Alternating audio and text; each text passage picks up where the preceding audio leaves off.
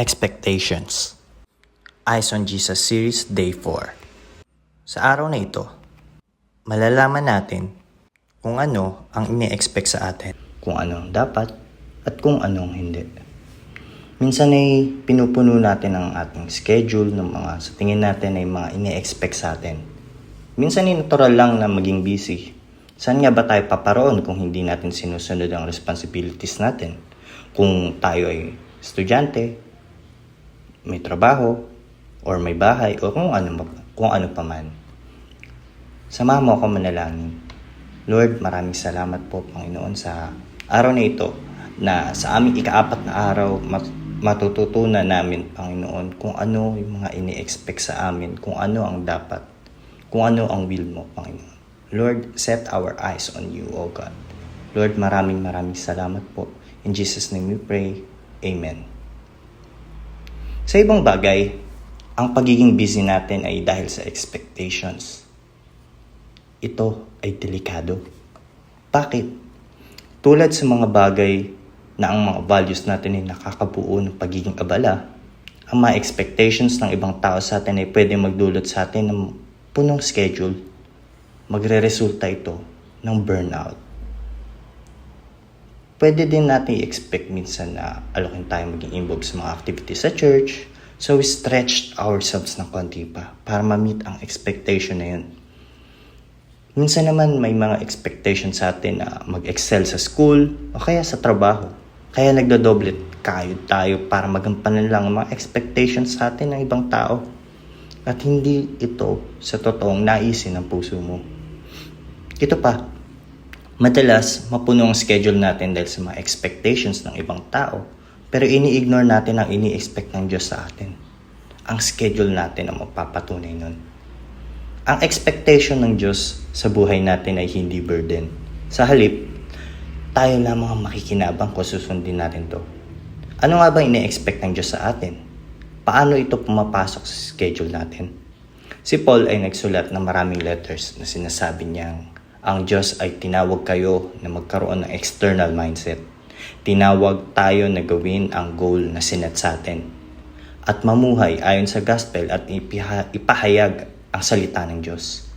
Sa madaling salita, mayroon pa tayong mas importanteng dapat gawin. Hindi rin naman ibig sabihin nun puro kay Lord na lang ang gagawin mo palagi Ibig sabihin lang ay may mga expectation ng ibang tao sa buhay mo ay hindi dapat humigit sa expectation ng Diyos.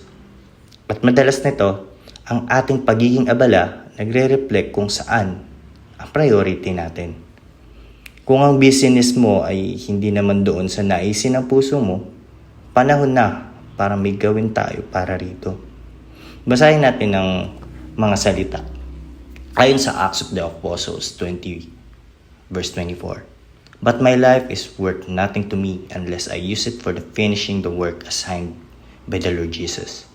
The work of telling others the good news about the wonderful grace of God. Sinasabi naman din sa Philippians 3:13-16. Brothers and sisters, I do not consider myself to have taken hold of it, but one thing I do, forgetting what is behind and straining toward what is ahead, I press on toward the goal to win the prize for which God has called me heavenward in Christ Jesus. All of us, then, who are mature should take such a view of things. And if on some point you think differently, that too God will make it clear to you. Only let us live up what we have already attained.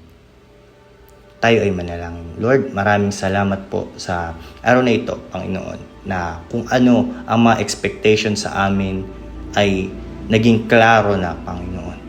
Lord, maraming salamat po sa natutunan namin, Panginoon, na dapat pala ikaw ang unahin namin, hindi yung expectation ng ibang tao, kundi yung expectation mo sa amin.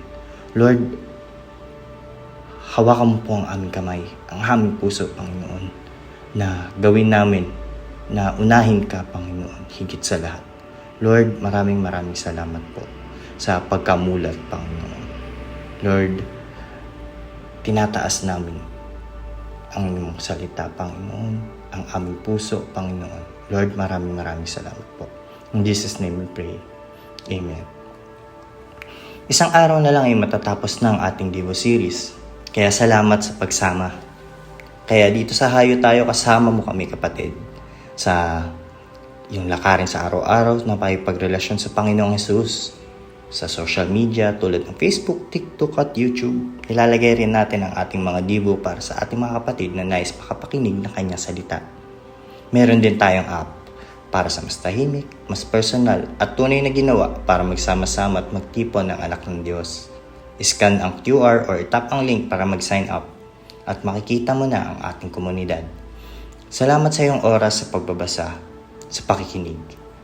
Sa buong linggo, tatalakayin natin kung paano tayo makasunod kay Kristo at paano iwasan ang pagiging abala sa buhay. Mag-iwan ako ng isang guide question. Ano nga bang ini-expect ng Diyos sa atin? At paano ito pumapasok sa schedule natin? Yun lamang kapatid para sa ating Day 4. Kita tayo ulit bukas. Salamat!